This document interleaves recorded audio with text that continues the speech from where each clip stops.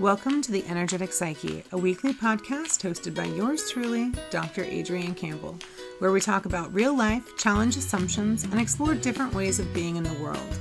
This week, I have Mary Cruz, licensed acupuncturist, specializing in classical acupuncture and traditional medicine. I hope you'll enjoy episode 17. So welcome to the Energetic Psyche, a weekly podcast hosted by yours truly, where we talk about real life, challenge assumptions, and explore different ways of being in the world. So this week for episode 17, I have Mary Cruz, licensed acupuncturist, specializing in classical acupuncture and traditional Chinese medicine. So I want to tell you a little bit about Mary. So not only does she do acupuncture, but she's also a Tai Chi and Qigong master, a second degree black belt, and holistic healer. Mary combines traditional Chinese modalities of classical acupuncture, Chinese food medicine, Tui Na. Oh, I should have made sure I was saying that right. Yeah. Auricular therapy, Tai Chi, and medical Qigong. Mary's training includes a 6-year apprenticeship under the mentorship of Dr. Kim Fight, classical acupuncture training with Anne Cecil Sturman, and Chinese food medicine with Andrew Sturman. It's Mary's belief that being healthy is a discipline. Living a healthy lifestyle includes having the positive attitude to be able to navigate daily life and the changes that day-to-day living can bring about. Being aware of what we eat, how we move, and what we believe all have direct impact on our health and well-being. So Mary works to help her clients develop a set of tools that they may use to maintain a healthy lifestyle, using Eastern tools to complement Western medical practices. I'm stepping all over myself today. So Mary, thank you so much for joining us. I'm so glad to have you here. This is so nice. We've known each other for a while. I was thinking about that. When did we meet? Like 2015, right after I moved to Missouri. So 9 years. Isn't that crazy? So we've known each other for 9 years. Yeah. Crazy. And, I was thinking about that. It's like, those friends that you have that you don't see for a while. And then when you see them, just the conversation just continues. Right. It's not like you have to refigure or re-communicate. And I think that's something was cool. And I was thinking about that with you for all the years that we've known each other per se off and on, on the journeys that we've both been on. And I think we've both seen growth in each one of us. So. Oh, yeah. Because when I first met you, I don't even think you had started your journey into acupuncture. No. Yeah. So that is all a whole thing that took place since we met. Yeah. So, yeah. Awesome. Well, I'm glad we're still connected, of course. Yeah. Go ahead. So one of my favorite quotes is the journey of 1,000 miles begins with the first step. And that is my absolute favorite quote. So I do think so much of this journey that we are on, it is one step at a time. I had to do something, write a bio, or I don't remember what it was, but I was talking and it was like, I've been over 30 years on this walkabout in Chinese medicine, and it's like 30 years, and it's like, one step at a time. Yeah, absolutely. Yeah. Just what it, I think when you find something that kind of grabs you or that is, is your calling, is definitely your calling. And I love what I do. So that's where it's like, I know that I am on my right path. I love what I do. I love studying what I love. I love living what I do. And I think that is a component of being true, is that you live what you do also. Mm-hmm. So that is something that, I think my journey is. It's like, I think when people that know me know I live my path. Yeah. And Chinese medicine has been a big part of it. And just even the connections of how people connect, when people walk in your life, when you see the sign, when the opportunity arises, it's like, it's like, I think it's having the courage to follow that, number one, but then, just to see it, just to even, hey, there's a door there. And then you have your choice one way or the other to walk through it or not. Right. Exactly. And I think, like you said, you've been on this walkabout for like 30 years, is that sometimes we may only be ready for that first or second step, and so we do what we can at the time. But if it's your true path, if this is your calling, that path is just going to keep leading you back, and leading you back, So And it really leads cool people into your life. And I think a lot of times when you let go of that expectation of what, you should be, or what, your life should be, or what your profession should be, Mhm. when you can somehow let that go, and then all of a sudden you see what it could be, and it's beyond what you could have ever dreamed. Yeah. And that's what I think is a really cool thing. And it's to me, that's not about having faith. That's something even bigger than faith. I mean, there has to be a spiritual component to that, but it also is a little bit of a confidence in life and self, instead of always looking at the what ifs or what can happen on a negative. It's like when you look at the what ifs on a positive that you can't even imagine. I love that you use the word confidence instead of faith, Mm-hmm. right? Like, yeah, faith is involved too, sure, but like having confidence in it. One of the things I say a lot is go with the flow, but don't forget to use your rudder, right? Yeah. like get in the river of life, go with the flow, don't swim upstream, don't, try to change directions, blah, blah, blah. But realize you still have some autonomy in that, and you can kind of like direct your boat or your ship where you want to go.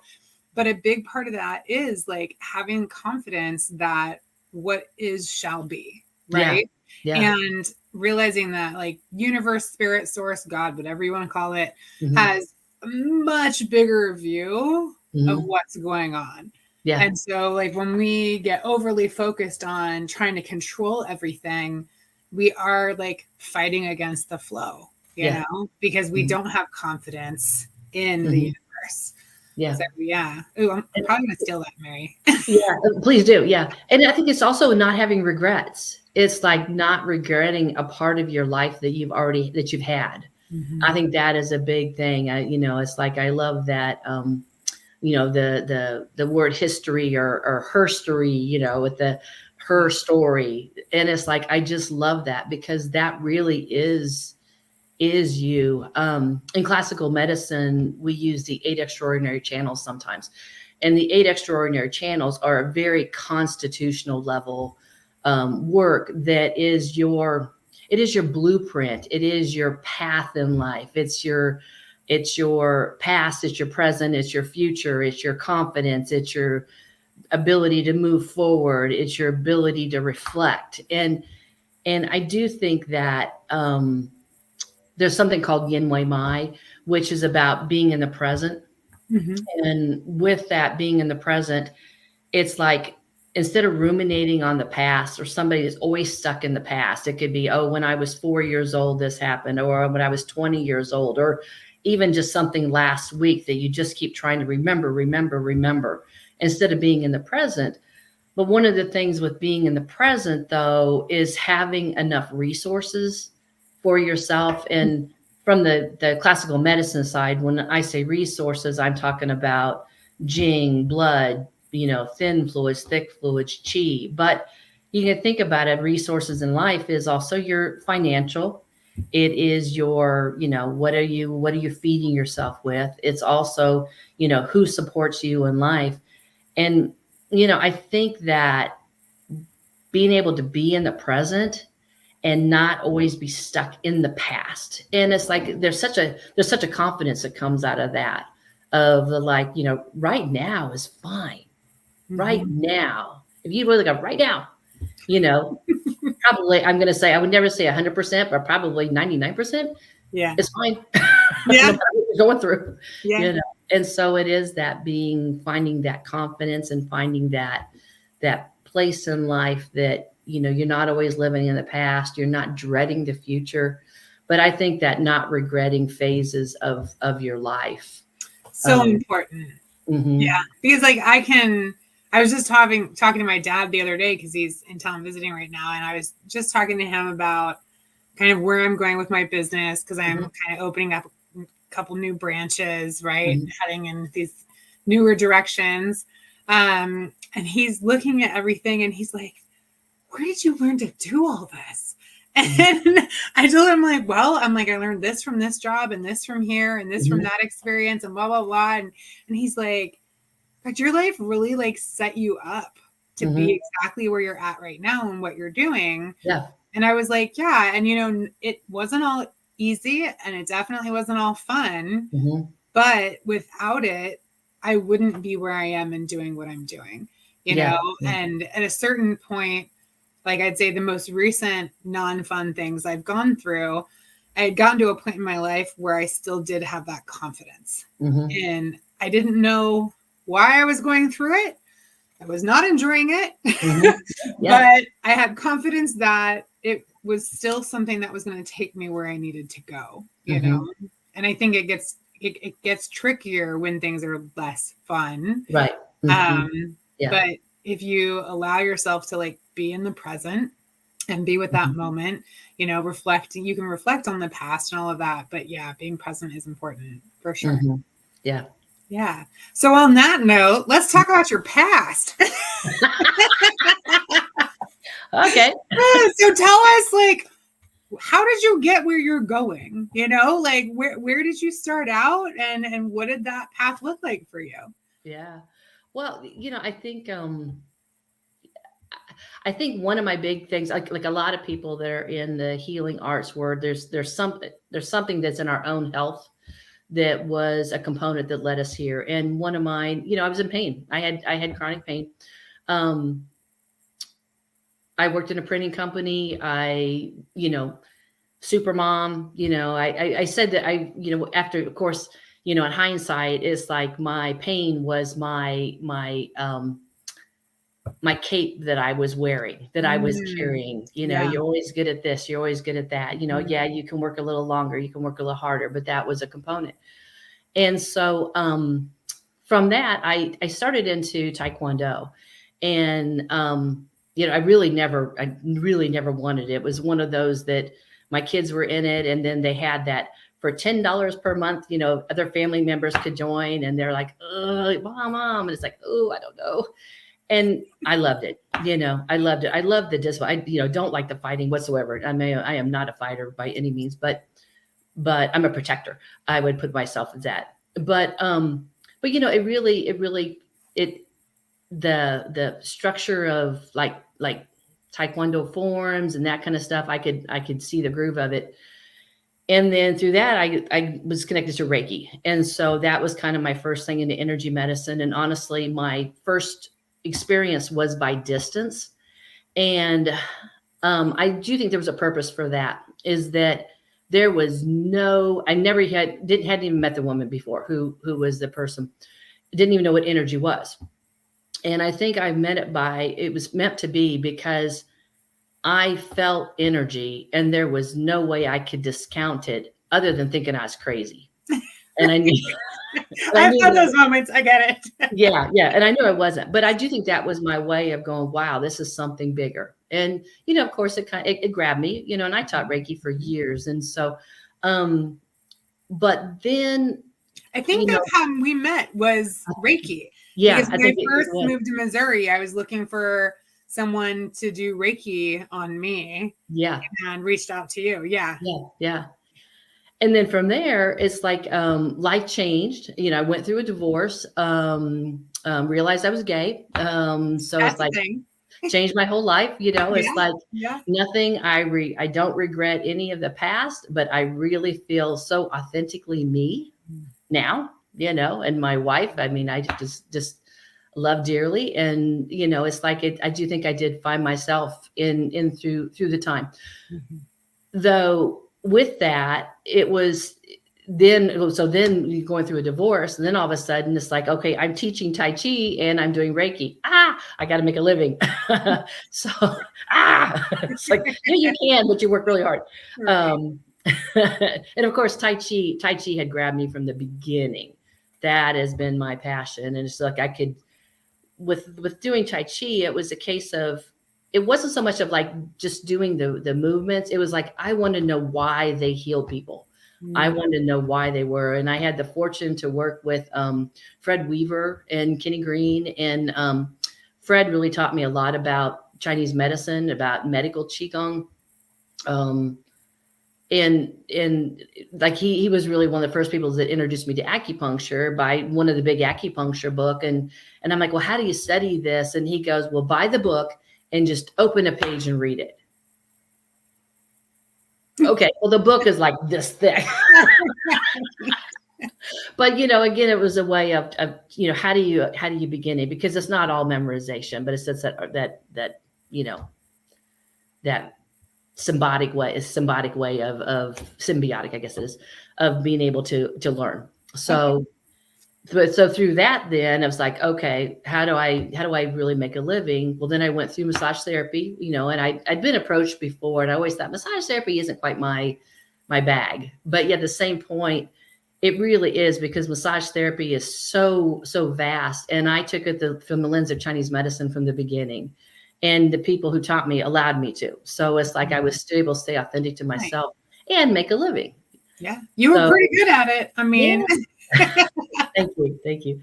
Well, then through that, I knew that I was drawn to acupuncture. Acupuncture has just been on my realm, but it was like, how do I get my training? How do you do that? I really couldn't close a business in order to move somewhere to find an acupuncture school, because there's nothing, local or, in the area. And I knew Kim Fight. I've known her for years. And we said coffee one day, and I just said, hey, this is what I'm looking at. I'm trying to figure out how to do it. And she goes, why don't you be my apprentice? And it was like, wow. And so I was Kim's apprentice for 6 years. It was a beautiful experience. Kim was a amazing holistic healer, medicine woman. I would describe it that way.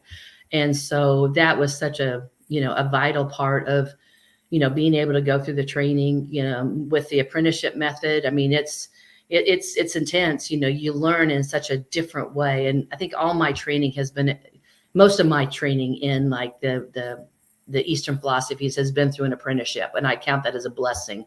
But in order to be apprentice, you have to be very self-driven, right. And with all the other studying you're doing and what it takes to pass the boards and all that. And it was a lot, and it was hair raising. Yeah, it was hair raising, but it's like, I remember there was a woman in for an event we were having at the shop where my office is.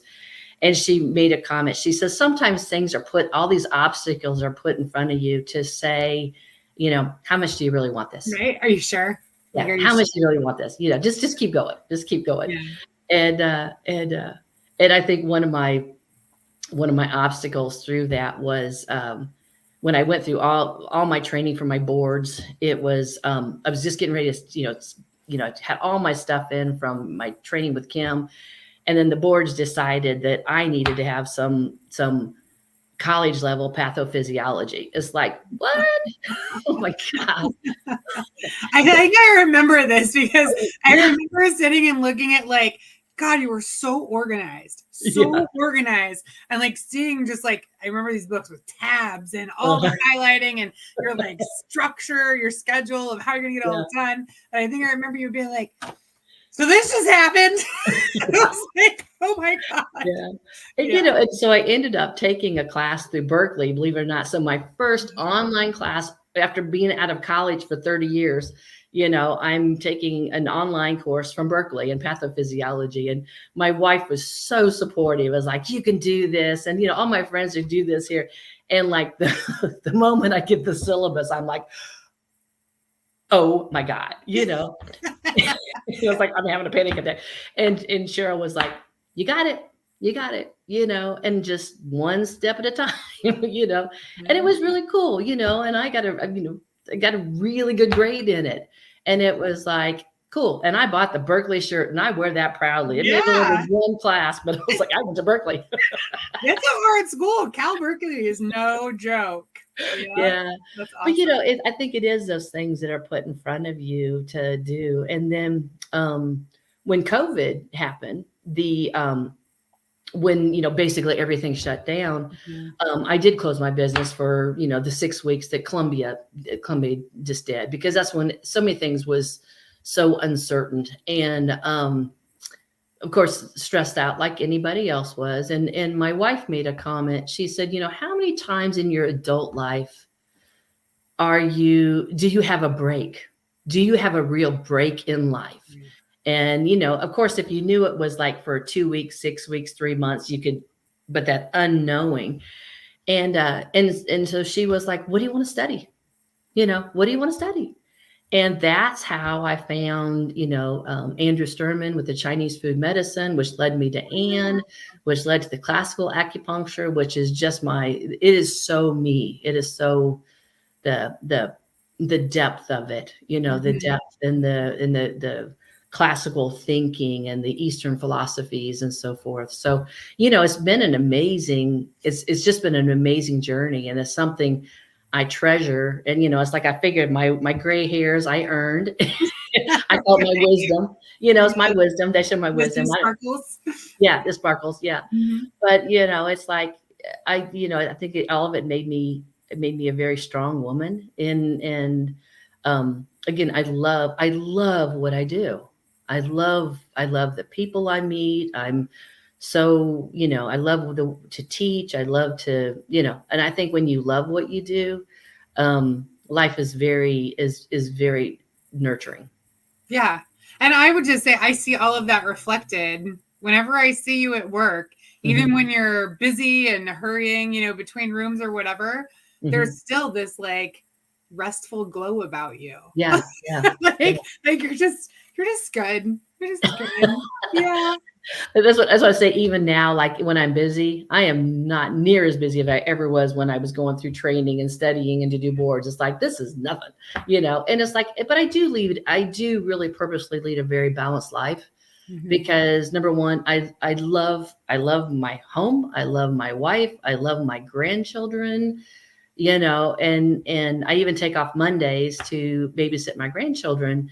And it was like, my granddaughter is going to be 3 for 1 year, and I'm not going to miss it. Right. Right. They grow up so fast. Oh my gosh.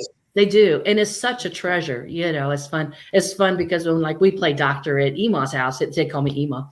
When we play doctor at Ema's house, it comes with a Chinese soup spoon and we make little acupuncture needles out of pipe cleaners. That's awesome. That is awesome. Oh my goodness. And you're living the life, that you work, right? I mean, that's exactly what it is that it's about balance, Yeah. And the more we can bring ourselves into balance, the healthier we are. Yeah. I think that's one of the founding principles of Chinese medicine, right? Absolutely. Yeah. Balance. So, okay. So backing up a little bit, your Tai Chi class. When you're catching on. So your Tai Chi classes. So I went to one of those. Are you still teaching those at Heart, Body, and Soul? Yeah. Because as you were talking, I was like, oh gosh, I think I might want to go back in. So I remember at the time being very overwhelmed because there was to me, it felt like a large class and everyone knew what they were doing. But I remember the first time I worked with Tai Chi, because I work with energy, right? Reiki. But I remember it feeling like this ball of energy that was between my hands. Yeah. And as we did these different motions or movements, it was pushing and moving that energy and rolling it around my body. And there was just something very visceral about it. I really, really enjoyed it a lot. So you mentioned you wanted to know how that stuff healed, right? Yeah. So can you tell us a little bit about that? Well, I think part of it is knowing. So when you know a little bit about 5-element theory, the fire, earth, metal, water, wood, and what movements associate with what, and what organs are affected. That's the kind of stuff I think I just knew from the beginning. Yes, it is a martial art. You can never discount that it's a martial art because that is what it first is, but it's also for health too. And so the parts of, understanding, number one, how to find the chi, because Tai Chi is really about a graceful movement.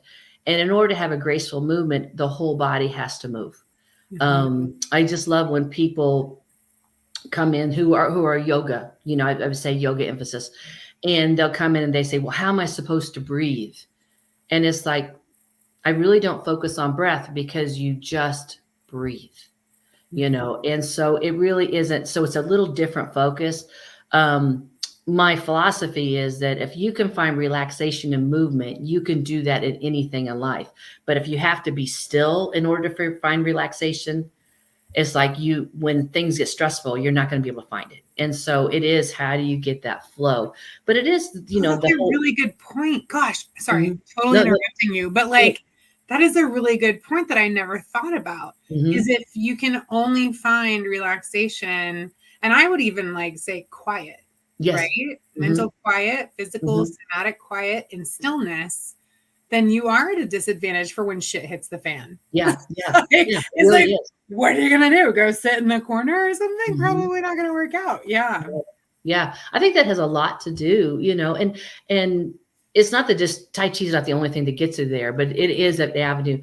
The thing with Tai Chi that sometimes people are I say they have a little uncomfortableness is that it is challenging because it's long. Now I teach the Yang style long form, which is 108 moves. It takes like 20 minutes. It's beautiful.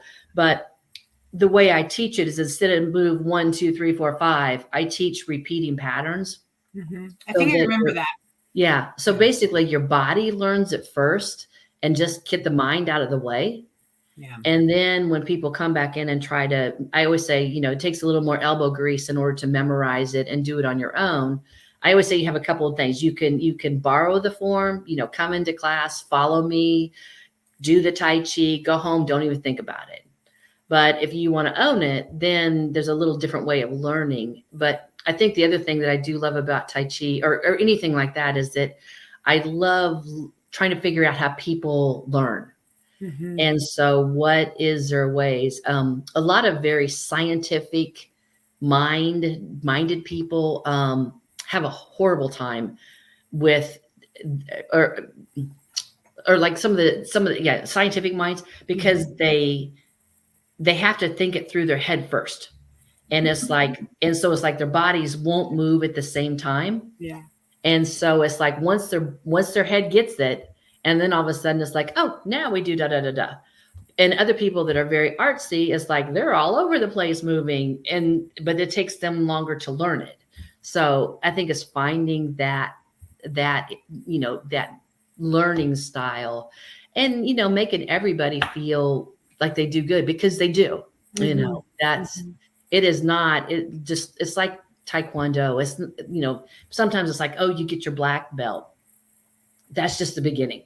Now it's Right. yeah. And like learning the form, now it starts, I've been, I have, been teaching Tai Chi over 30 years, and I have people that have been with me the majority of those 30 years.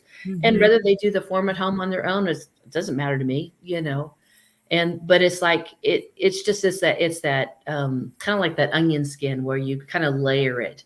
And I think sometimes life also, what are you going through in life will show up in your form, will show up in, how you're doing it.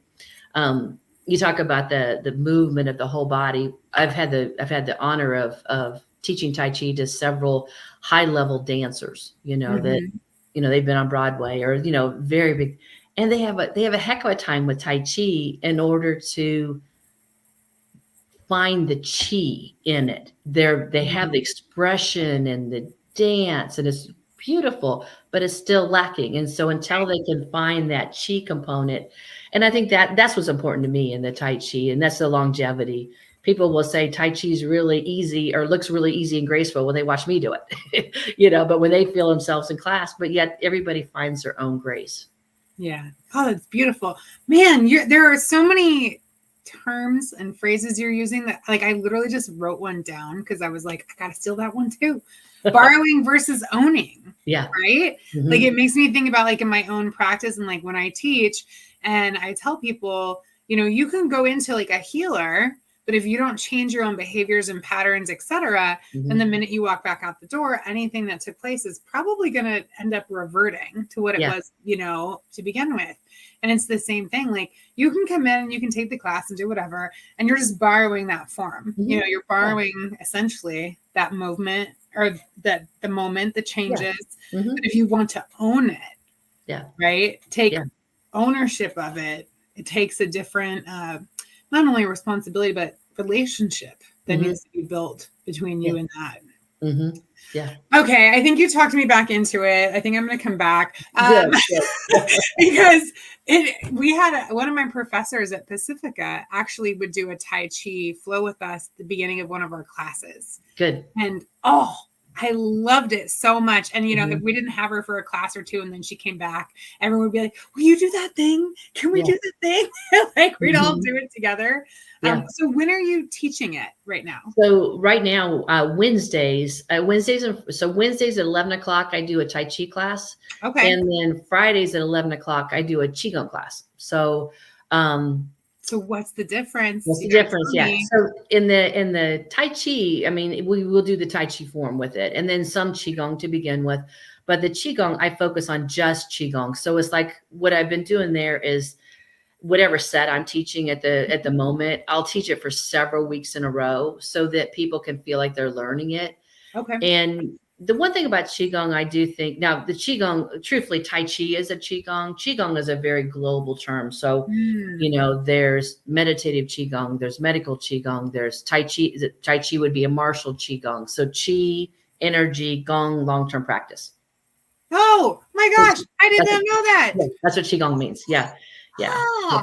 So that's what that really means. Yeah. So, mine's kind of a moving medical Qigong is what I do. And the one thing I will tell people a lot of times, if you're just really beginning, sometimes going into a Qigong class is a little bit easier than the other one, but it's like, don't limit it, because you can do both. You can do either. And a lot of my people do both and some do either, it really doesn't matter. But yeah, but on the Qigong days, I really have focused on just that. So it gives me longer to focus on like individual moves or concepts. And then in the Qigong and the Tai Chi class, then I do longer on the form, with it. But yeah. And then I still have some private lessons. Some people do. I love, because some people want group classes and some people only want private lessons. And it's like, people will ask, well, what am I supposed to do? It doesn't matter, whatever you want, Yeah. Yeah. I know. I typically have an inclination towards the private. Yeah. Just because in groups, I don't know, I get flustered, which is probably sounds weird coming from someone who teaches, but right? It's different when you're a student. It's not the same. Yeah. And being in your body, I think, is very different too than like being in your head, or in your thoughts. But yeah. All right. I'll hook up with you after this. We'll good. Okay. So, and that's at Heart, Body, and Soul, right? Uh-huh. Is there a schedule on your website if someone? Yes, on the website. Yeah. Cool. Awesome.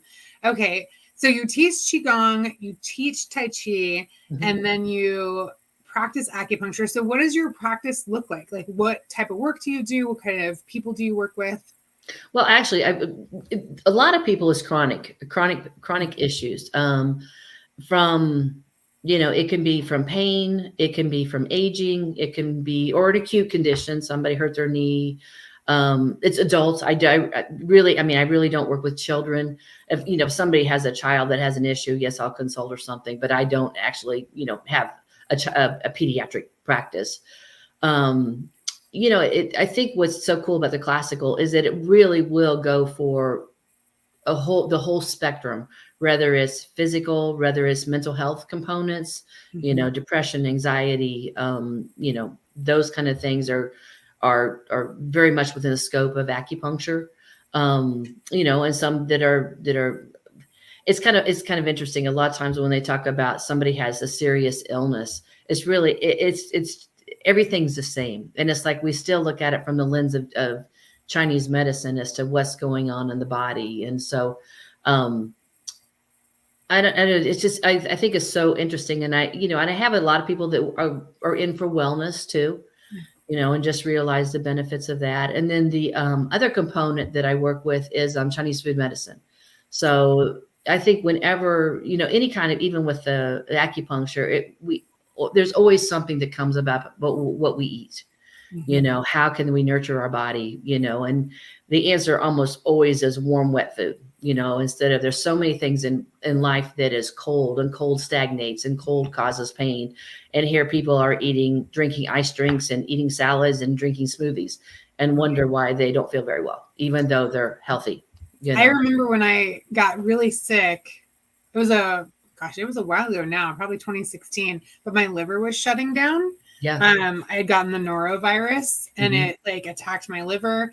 It was it was bad. And the doctors didn't know what was going on for months, right? And I was just Mhm. losing like 5 pounds a week almost because I couldn't eat anything because everything was toxic. Yeah. Everything, Mhm. everything in the world has toxins in it. It's insane. But like I'd take a bite and my body would be like, nope, can't deal. Yeah. But anyways, when I did a lot of research and was trying to figure out like how do I support my body as I'm dealing with all of this, drinking a cup of warm water with Mhm. lemon before every meal. Yeah. That was something I started doing to like warm up my Mhm. entire system. Like, Yeah. like here it comes, guys. Uh-huh. Get ready. It's gonna be great. But it was really lovely. Like, not only like do I really think that it helped my body like through that, but there was something like ritualistic Yeah. and like mentally and spiritually lovely about it too. Like Mhm. preparing, to have this meal or whatever. So, oh, and my acupuncturist in California used to yell at me all the time for not wearing a scarf. Yeah. Yeah. Warmth I is know it. She goes, so Adrian, your yeah. throat. I'm like, Yes. sorry. Yeah, yeah. It's kind of funny. I drink warm water a lot, and even though the educated part of me knows why I do this, Mm-hmm. but the way it really happened was one day at work I had started to make a cup of tea, and made my cup of tea and was busy, and I came back to drink my cup of tea, and I'm taking like 2 or 3 sips, and I realized I forgot the tea bag, and it was like, this is lovely. It is so much easier to make a cup of tea without a tea bag. It's done immediately. Right? So much less to clean up. Yeah. You don't have to choose which one you're going to do. Right. But I do that. I mean, I drink warm water the majority of the day, and it just has it makes such a big difference It really in, does. yeah, Yeah. yeah. And I just took got a kettle in my office, and it's kind of cool because, I start my kettle at some time in the morning, and then whether I have to warm it up several times a day or whatever, but it kind of shows me too, like how much you're drinking. And Mm-hmm. that's the other thing with Chinese medicine. People will say, how much am I supposed to drink of water? It's like, we never give an amount because it's, what do you need? What does your body need? And so it's like finding those ways that you figure it out. But that warmth does make a huge difference in body, because you think about most illnesses, illnesses come from cold.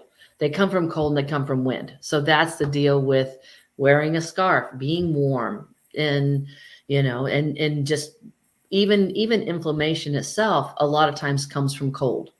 There's cold in the body, and so it's stagnating. So then the body, of course, is always perfect, and it starts heating everything up to heat that cold. Well, then there's inflammation. So the inflammation is really coming from that. Well, then on top of that, then dampness comes in order to control the inflammation. Well, or the control the heat, but Mm-hmm. really the root cause was the cold, not the heat. That, Interesting. yeah. Yeah. Yeah. Yeah. Well, and I kind of like what you were saying just a second ago, too, about like not giving exact amounts. Mm-hmm. And I think that that's something that Eastern traditions do better than Western traditions, just to Yeah. put some kind of label on the Mm-hmm. differences Yeah. there. Is that like in Western society, we're really hardcore about like standards Yeah. and this is how you do this and Mm-hmm. this is what you should be doing and blah, blah, blah. And, I think a lot of us that go through a healing journey, if you will, have to fight against that because we're not all the same. And we don't all need the same thing. And even if you do exactly what they say you're supposed to, you can still be ill. You can still not feel well. And with the Eastern practices, I think probably because of the focus on balance, it is more about the individual person and their unique needs. Mm-hmm. Yeah. Yeah. That's what I think we always walk in. It's like I love Ann talks about Ann Sisselstrom, my teacher. When you walk in, you're not looking at a person, you're looking at their spirit. is what you look at. Um, Isn't that cool? Isn't that yeah, cool? I love that. Look at the spirit. And it's like, so that's where it is that very unique being. We all have similarities Sure. that, to each other, but it's like, it really is the spirit that we're looking at in people.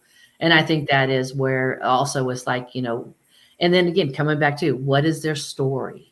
Yeah. What is that? I just taught a food medicine class last weekend, and we were talking about grains and like how so many people won't eat grains. It's bad for you. Well, grains are actually the foods that support digestion. They support the stomach and spleen. They are the foundation. So the moment you knock out all your grains, you've knocked out the foundation of your digestion. But one of the things that we look at when we think about grains is either A, can people eat them? Yes or no, or do they have a process that they really can, or can they eat gluten? Can they not eat gluten? But one of the things is what is some of their ancestral grains, where you lived, where you grew up? What is it that that ancestry ate? And that grain very well could be good for you. And so it's like you have to find the roots, not just your personal roots, but yet your very personal roots of your history in your constitution of, kind of like, what were you made of? I love, I've had some people that have German backgrounds and they're like, oh, we have, rye bread and sauerkraut. It's like, yes, yes, it probably works really well for you. Nice. That's awesome. Yeah. Oh, so many questions. Okay. All right. So we talked about acupuncture and we talked about Chinese food medicine. Mm-hmm. So auricular therapy, is that the little balls that go in the ear? Yeah. Or the pin or the needles. There's some, what we call darts that we can put on the needles. One of the VA uses the battlefield acupuncture a lot. And it's a protocol of five little darts that they put on, and it's very effective. And a lot of us for pain, that's really, it's a pain protocol. What's interesting about auricular therapy is that it can be looked at from the lens of I would call like an Eastern philosophy, but it can also be looked at from a Western philosophy of like, this is where the stomach is located. This is where the brain is located. Or you can look at from the function of Chinese medicine. What is the spleen doing? And so, but yeah, usually we put some kind of either a tack or a bead, and that people can re-stimulate. It's really good for addiction. There's some addiction protocols called NADA. Interesting. Yeah. So there's several different ways of using that. I always get the question of, is there a point that will, help me stop smoking? No, there's not just one point that's going to help you stop smoking. First of all, you have to want to stop smoking, but there are protocols that does help with that, and weight loss and, different things too. Yeah. I remember, I think this is when I was still in California, getting a couple of those beads when I hurt my lower back. And as much as I work with all this stuff, I still am like forever the skeptic. And I'm always like, with new stuff, I'm like, really interesting. Let's see how this goes. And it's, I'm kind of the trust but verify kind of person. And so I remember like putting it on there and like my back was hurting and I would push it and it hurt. Like it hurt really bad to push on it. And then like, as like the days went by, pushing on it hurt less and less. And my back was also hurting less and less. And I was like, what? I was like, this is really cool. And it was, and my acupuncturist is my friend Mia in California. And I'm sure I texted her and was like, this is crazy. Like, this works. And she was like, yeah, Adrienne, duh. Why do you think we do it? I'm sure that's probably exactly how our conversation went. We've got one of the ladies at the shop who really would prefer not having acupuncture needles. She's just a little skeptic, but boy, when she's not feeling good, she's like, would you put one of those tacks on my ears? And, and it's like, she braces herself and, we do it. And it's like, because they do smart. Some of those do smart. but it's a case of that she knows it works. She just knows it works. And of course, she's kind of a comic anywhere. So she'll say, well, my back doesn't hurt, but now my ear does. It's like, okay. I feel like I know who you're talking about. That's awesome. Yeah. I started my acupuncture journey when I got like really sick, like way back in the day, the occipital neuralgia of my neck. And like, I know we talked about it. And it completely saved me, saved me. And so I'm forever 110% a believer in all of that stuff, even though, I'm not a specialist, obviously. So I have to trust people like yourself. But I'm always up for trying the different modalities or types or, whatever. And also as time went by, like, what else can we fix with acupuncture? Yeah. And so I don't really have a lot of back problems. That one time my back hurt, we did the beads and that was great. I've used it for sinus pain and issue, which that was incredible because so when I teach Reiki, I touch on Chinese medicine for like 0.2 seconds because I don't know anything about it and I'm not going to make stuff up. I can fill you in there a little bit. So I basically just mentioned that there's these meridians, which are like pathways. And when we get acupuncture, it's like a reset button and, helps drain and release things that we don't need energetically, physically, blah, blah, blah. And I remember when I went for my sinuses and she's putting the needles like in my face and like my whole face drained. And I was like, oh, this is gross. It's just so disgusting, but also really amazing. Yeah. I call that my cat whisker treatment because you look like you have the cat whiskers, Oh, it's so interesting. And, a lot of people talk about how they're afraid to get acupuncture because it'll hurt and things like that. And, there's people who say, oh, it doesn't hurt at all. So yes, it does sometimes. Yeah, it'll have a bite. Yeah, it will. Yeah. For me, it was like always dependent on where my muscles were at. So if my muscles are completely bound up, you put anything in there and it's going to hurt. And I've even had muscles push needles out before after they've been put in. Right. Yeah. But I would say that the majority of the time that I've had treatment, it is pain-free. Yeah. And if it's not at the beginning, by the time it's over, the 30 minutes or whatever of sitting with the needles, it usually is by then. Yeah. So a lot of times with like when the needles are like closer out on the hand or the toes and that there's those spots that are probably a little more tender that can be a little ouchy compared to, in a bigger muscle or that. But really a lot of times when that pain comes, it's because there's a stagnation in that spot, and it's like the moment that needle goes in, a lot of times it can release. Now there's so many different techniques of acupuncture. That's what's kind of the blessing with it, but that's also why you can't compare acupuncturists because there's so many different levels of thinking like in any other profession. So it's like finding, number one, somebody who's qualified. That's a biggie, but then it's like, some have strong stimulation, some have different stimulation. And I remember, I had a patient come in several years ago, and she had been to another chiropractor or an acupuncturist, and it was some kind of fertility or something. I can't remember what it was, but anyway, she wanted to show me a picture of these needles that she had, wanted to know if this was like my technique. And this woman had like 100 needles in one spot on her head. And I went, well, absolutely no, that's not how I'm going to do it. And in my mind, I'm thinking, did that acupuncturist not know where to put the needle? Right? It's just like, la, la, la, la, la, la, la. But it was like, because I'm not easily surprised, but I was like, whoa, okay, that was a lot of needles in that spot. There was a lot of needles. And I had no idea what. Horror movie from the 80s, is it Hellraiser? Yeah. It was like, I have no idea why. Yeah. Oh God, poor lady. Yeah. But it worked for her, in that time, and my treatment worked for her too. So it was just kind of cool. But that's an extreme case, but it's like, there are so many different ways of doing acupuncture.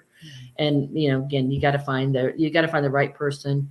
And really a lot of the acupuncture, I do think, is the relationship, and not as in like, you have to be able to, connect with whoever you're working with. Sure. Yeah. And I think that's a big part. And then that's something I do think I have a gift with, that people feel like they can connect you know, that, you know, that I educate people, you know, it's like, it's not like I'm just doing all the work. So it's like this mutual, we're both working together. I mean, they're the one doing the healing. I'm the one who's making a little bit of a plan and giving it to a higher source to be able to have more magic than what I could ever intend. But, you know, my education behind it and, you know, using again the classical acupuncture. So I've got ages of wisdom behind me that brought this all into fruition.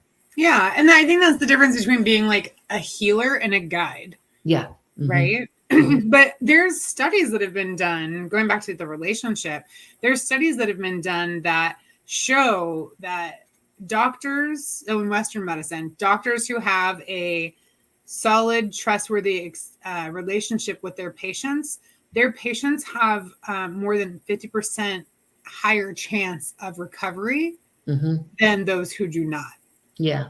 Like that was the only difference in the study. And I don't quote me anybody on that, but it was very, very high enough that you're like, and so they actually, it was that study and those like it that they started changing like curriculum in medical school to include interpersonal relationships, right? Because it changes the chances of a positive outcome. Yeah. Yeah. And so if you're watching this and you're listening and you're interested in acupuncture, you find somebody and you're like, oh, you know, that didn't work out, blah, blah, blah. Try somebody else. Don't always just go off your first shot of acupuncture and be like, that's what it is. Yeah. Because like you're saying, there's so many different types and so many different practitioners. Just like in energy healing and all that kind of stuff. Just like, I mean, in anything, right? Yeah. Not all doctors are the same. Not all dentists are the same. So, and I always really try to come back and to don't discount Western medicine either, you know, and it's like, it's not all one or the other. It really is how it works together. I mean, that's living our life is like, we have Western medicine options. It's like, you know, if you have a serious, if there's a huge accident or something, please go to the hospital. Right. You know, I mean, take advantage of everything available. Absolutely. There's so many things and there's so many gifts. And, you know, we can all talk about every system has its problems, but every system has its gifts too. And I mean, there's wonderful, you know, doctors all the way around and specialists. And I really like to always give that credence to this, like, it is everybody. And it's like, you know, you just find different, you know, you find ways that works for you, but never discount. Like I never tell somebody stop taking your medicine that the doctor prescribed. It's like, no, legally I can't, number one. But number two, it's like, you know, there's components of being able to use everything in life. And that's very important. And that's something that I really do. You know, my wife is a doctor too. So it's like, you know, I see the side of medicine from a doctor, you know, a Western medicine doctor. And, you know, it's like, it's a difficult job. It's a difficult job. And it's a lot of things, you know, a lot of people, a lot of policy, and Western, you know, Eastern philosophy in jobs have that same, you know, some have their own issues. But yeah. But I really always like to make sure that people, you know, please don't just discount, you know, or that I won't do this. It's like, you know, keep an open mind. Yeah. Because you never know which area healing will come from. Yes, absolutely. Right? Yeah. You never know. Yeah. And you have to believe it too. It's like when, you know, if you've made a choice to do any treatment, whether it's, you know, I'm going to say from my standpoint or from a Western treatment of something, it's like, believe it's going to work. That is going to be a component of your healing. That was another study that I read. And so these studies in grad school just blew my mind. But like that, the placebo effect is over 50. And I remember this number, 54% effective. Yeah. 54%. That's over 50. Like over half the time, just believing you're going to get better is going to make you better. Which is like incredible, right? Yeah. Like so attitude's incredible. Big. Yeah, it's so huge. Okay, I have one last question. My favorite thing in acupuncture, honestly, is cupping. Do you do Mhm. cupping? Yes, I do. I do cupping, and I also do gua sha. Gua sha is What is awesome that? too. So it's a scraping, and so there's all Is it these like tools. the face ones? They can be that or your body, your back, Okay. and that kind of stuff. Okay. And I use a Chinese soup spoon. I mean, it is a Chinese soup spoon, and I use that to scrape down the back or the shoulders. It's on the same premises as what cupping is. Okay. But yes, I do. I do both of those. It's a really good way to open the system to. In fact, a lot of times that I will do. I use gua sha more than I do cupping. That's just personal preference. Mhm. But I will do that before I do an acupuncture session because that opens the meridians that I'm trying to work through. So Mm. it's using a combination with it. But yeah, cupping it's really neat, and it's one of those that I always say you got to be careful with because people can just, they can be so, it can be, the practitioner has to know what they're doing because it's like they can cause such bruising or, those kind of things that it's like, I'm always I'm a believer is less is more. Less Mhm. is more on so many things. And it's like, finding just the right tension, finding the right reason. Yeah. But Right. cupping's lovely. Yeah. Yeah, I've seen some pictures of people's backs after they've got cupping, like Yeah. on social media, and I'm like, Yeah. that's Just not watch. right. Yeah, just watch That's the not right. swimmers in the Olympics, and you're going to see all these marks on their backs, and Yeah. it's like, well, Yeah. okay, that doesn't work, and they'll go away. But Yeah. I mean, and I've had the big octopus bruises, right, or Mhm. whatever, but Yeah, like they only are really bad when things are really bad, yeah, and Mhm. even then there's like a level. At a certain point, you're like, oh, that person probably didn't cup you right. Like, ooh. But yeah, okay, cool, yeah, because I didn't get it every time I went in, of course, but it was Mhm. one of my favorite things because kind of like that ocular therapy, like there's certain stuff where I'm like, you're gonna do what now? Yeah, And my acupuncturist in California would use a candle for yeah. hers, Oh, right? whew, Like the old yeah, school method. yeah, yeah, And like she would do that and then pop them on yeah, your back, and yeah, then your yeah, skin just naturally rises, Mhm. with that. Yeah. Um, and so we would just do it once in a while. I remember the first couple of times being like, what? But then afterwards, oh my Oh my God. gosh, Yeah, yeah. it's like, and I think like, stagnation is the Yeah. perfect, like, It that's frees no the more. Wei Qi is what it's doing. It's freeing the It's just Wei Qi. It's bringing blood to the surface. Yeah. everything flows better. Mhm. Like it's just all that. Yeah. Yes. Awesome. Okay. So we are just about at time. We're getting close. So I want to ask you if there was anything that you just want to make sure to share with everybody, something you think everyone should know, what might that be? Oh my gosh. It really, so the warm, wet foods, I mean, that is something to really do, but, just know it's a journey and know it's a journey. And that's, whatever it is that you are doing or on and that live in the present. Everything is okay. Everything is okay. I love that. Everything is okay. Yep. Awesome. Well, Mary, thank you so much again for joining us. I really, really appreciate it. And we'll say bye to everybody. All right. Bye-bye. Bye. My pleasure. Thank you so much for joining us on the Energetic Psyche, a podcast that live streams every Tuesday at 7 p.m. Central Standard Time. We look forward to you joining us in the future.